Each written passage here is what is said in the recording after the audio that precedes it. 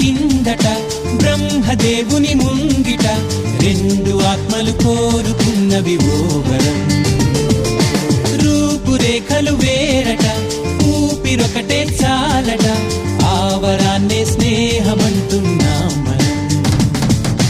కంటి పాపని కాపు కాసే జంట రెప్పల కాపలాగా నిండు చెలిమికి నువ్వు నేను నీడనివ్వాలి. స్నేహమంటే రూపేని ఊహ కాదని లోకమంతా నిన్ను నన్ను చూడగానే నమ్మి తీరాలి. కొంతకాలం కిందట బ్రహ్మదేవుని ముంగిట రెండు ఆత్మలు కోరుకున్నవి ఓ వరం.